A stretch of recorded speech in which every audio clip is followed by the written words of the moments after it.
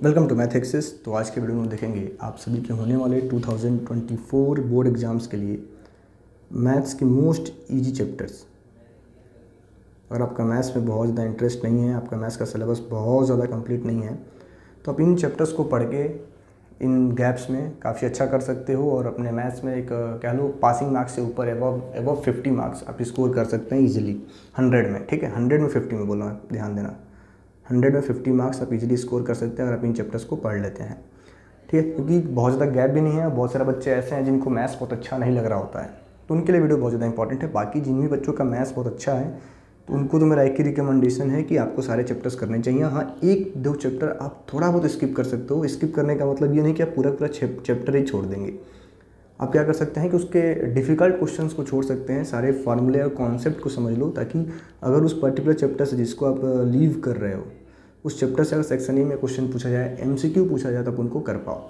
ठीक है, देखो कभी भी सेक्शन ए के जो क्वेश्चंस होते हैं वो सेक्शन बी के कंपेयर में ईजी आते हैं।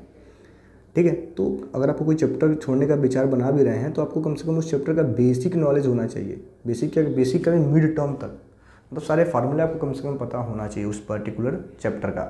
बट अगर आपको 80 आउट ऑफ 80 स्कोर करना है मैथमेटिक्स में, तो आपके पास कोई भी ऑप्शन नहीं है। आपको सारे चैप्टर्स ही काफ़ी अच्छे से प्रिपेयर करने होंगे, तो ही आप 80 आउट ऑफ 80 मार्क्स स्कोर कर सकते हैं। तो आज का जो वीडियो हमारा है इसमें आपको वही बताया जा रहा है कि maths most easiest chapter, maths most easy chapters. ठीक है, जिनको कोई बच्चा काफ़ी कम समय में अच्छे से कर सकता है। ठीक है, देखो जिस ऑर्डर में मैं लिख रहा हूँ आप उसी ऑर्डर में अगर फॉलो करते चले जाएंगे, थोड़ा बहुत भी आपको मैथ्स का बेसिक नॉलेज है तो आप इजीली इन चैप्टर्स को समझ जाएंगे और कर जाएंगे।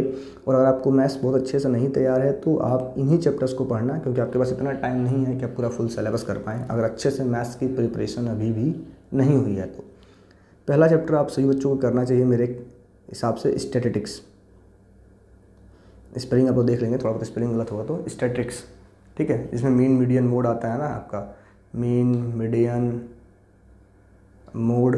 ठीक है, इसमें भी आपको फोकस ज़्यादा करना है किस पे, ऑजिब बनाना आप एकदम अच्छे से सीख लें। ऑजिब एंड हिस्टोग्राम, ये दो क्वेश्चन 100% आने ही आने हैं। इनको आप ज़्यादा प्रैक्टिस करेंगे, बाकी आपको पूरा चैप्टर वैसे पढ़ना है।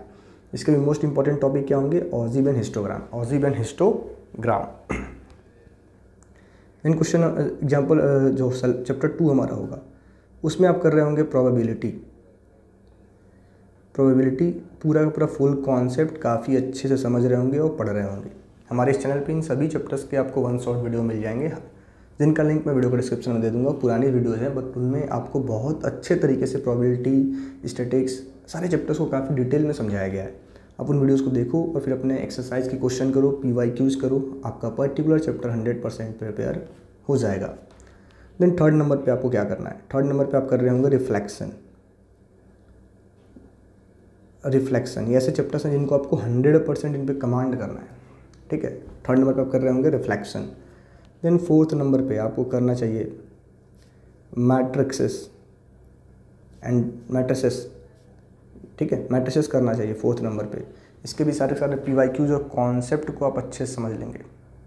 ठीक है, तो जो भी मैंने चैप्टर बताया ये मोस्ट स्कोरिंग चैप्टर है, 13 मार्क्स। ये कम से कम 4 to 5 मार्क्स के क्वेश्चन, यहाँ से भी आपको 4 to 5 मार्क्स के क्वेश्चन 100%, यहाँ से भी आपको 7 to 8 मार्क्स के क्वेश्चन 100%। ठीक है, अब काउंट करना लास्ट में, देखना आपके टोटल मार्क्स कितने हो रहे हैं। अभी 4 चैप्टर मैंने बताया है। ठीक है, इन 4 चैप्टर को अगर आप सही से कमांड करते हो तो आप पासिंग मार्क्स से ऊपर चले जाओगे, बट हमें सिर्फ पासिंग मार्क्स पे फोकस नहीं करना है। देन फिफ्थ नंबर, साथ ही साथ मैं आपको बता दूं कि अगर आप बाकी मैथ्स में बहुत अच्छा परफॉर्म करना चाहते हैं तो मेरा इस समय जो रिसेंट वीडियोस पोस्ट हो रहा है मोस्ट एक्सपेक्टेड क्वेश्चन, या फिर मैं उसको क्वेश्चन सीरीज़ के नाम से बोलता हूँ, आप उनको ज़रूर देखें। ऐसे टोटल 10 वीडियोज़ हैं जिनका लिंक मैं वीडियो को डिस्क्रिप्शन में दे दूँगा, और आप उनको करके चले जाते हो तो आप मान लो कि 100% तो ऐसे ही क्वेश्चन हैं जो आपके एग्जाम्स में आ रहे हैं, आने ही आने हैं, मोस्ट गारंटीड क्वेश्चंस। ठीक है, मोस्ट गारंटीड क्वेश्चंस जो कह सकते हैं ना कि मोस्ट एक्सपेक्टेड क्वेश्चंस जो हर बार आते हैं। ठीक है, हर एक चैप्टर का मैं बना रहा हूँ, वो आएंगे ही आएंगे। देन फिफ्थ नंबर पे आपको करना क्या है, फिफ्थ नंबर पे आपको सभी बच्चों को समझना चाहिए, सीखना चाहिए बैंकिंग। ईजी है banking, 4 marks confirm. Concept easy है, फॉर्मूले एक सिंगल सा फार्मूला यूज़ हो रहा होता है, थोड़ा सा डिटेल में देख लेंगे, बैंकिंग को आप समझ जाएंगे, इसके क्वेश्चंस को आप इजीली टैकल कर जाएंगे। देन सिक्स्थ नंबर पे बैंकिंग के बाद से आपको करना चाहिए अगर थोड़ा सा आपका मैथ्स में वाकई इंटरेस्ट है तो लीनियर इन इक्वेशंस पहले आपने जो भी क्लास 7-8 में पढ़ा होगा उसके कॉन्सेप्ट इसमें यूज होते हैं। लीनियर इन इक्वेशंस ये आपको करना है 7th नंबर पे, आप बच्चों को करना चाहिए, ठीक है। 7th नंबर पे आपको क्या करना है, देखो वैसे आपको अच्छा मार्क्स लाना है तो सारे चैप्टर आप थोड़ा बहुत पढ़ लो, क्योंकि मैथ्स में अगर आप फार्मूला भी लिख के आ जाते हो ना किसी पर्टिकुलर क्वेश्चन में, किसी पर्टिकुलर चैप्टर का, उसमें कौन सा कॉन्सेप्ट अप्लाई हो रहा है, थोड़ा बहुत भी आप स्टेप लिख देते हो तो आपको स्टेप मार्किंग मिल जाएंगे, तो आप यहाँ से मार्क्स उठा सकते हो। स्टेप मार्किंग के मार्क्स आपको काउंट हो जाएंगे, मिल जाएंगे, ठीक है। तो ये आप कर सकते हैं। 7th नंबर पर आपको क्या करना है, 7th नंबर पे आप बच्चों को करना चाहिए फैक्टराइजेशन।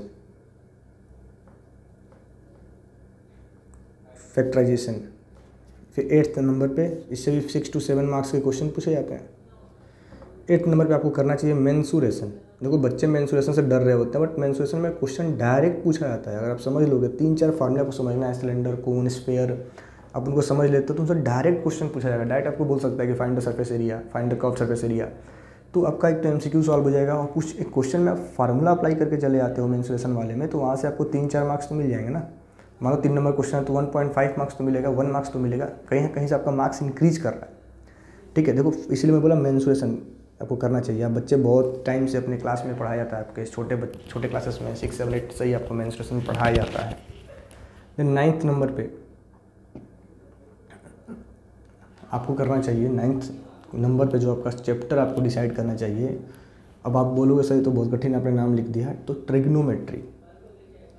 देखो ट्रिग्नोमेट्री क्वेश्चन आना ही आना है, और आपको दिमाग क्या लगाना है कि जो भी क्वेश्चंस में ट्रिग्नोमेट्री दिया होगा वहाँ साइन और कॉस को छोड़ के, आप इनको ध्यान समझना, साइन और कॉस, साइन थीटा और कॉस थीटा को छोड़ के बाकी जो भी होते हैं उन सबको आप साइन और कॉस के टर्म में कन्वर्ट कर सकते हो।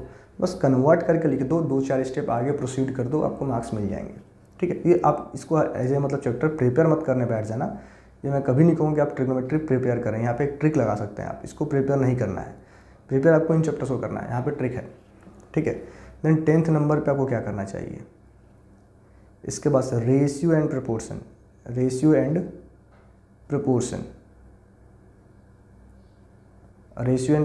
देन आप अगर समझ गए होंगे तो GST, ठीक है, GST भी इजी आता है, ठीक है। तो ये 11 चैप्टर अगर आप फोकस करके पढ़ लेते हो इन गैप्स में, तो आप वाकई, अगर आप मैथ्स में आपको डर लग रहा होगा कि मैं फेल हो जाऊंगा, मेरे साथ ये होगा, मैं वो हो जाएगा, तो कुछ नहीं होगा। आप 100% मोर देन पासिंग मार्क्स, मैं बोला ना 100 में 50 मार्क्स आप स्कोर कर रहे होंगे, 100 में 50 मार्क्स इजीली स्कोर कर रहे होंगे मैथ्स में। अगर आपको डर लग रहा होगा कि मैं फेल हो जाऊंगा, ठीक है, इन चैप्टर्स को आप करो। अगर आपका मैथ्स बहुत अच्छा प्रिपेयर है तो पहले आप इन पे फोकस करके इनका रिवीजन करो। तो वीडियोज़ अगर आपको अच्छा लगा है तो अपने दोस्तों के साथ शेयर करें, जो भी ऐसे मैथ्स में प्रॉब्लम फेस कर रहे हैं, डिफ़िकल्टी फेस कर रहे हैं कि मैं पास नहीं हो पाऊँगा, ये हो जाएगा, ठीक है। Thank you.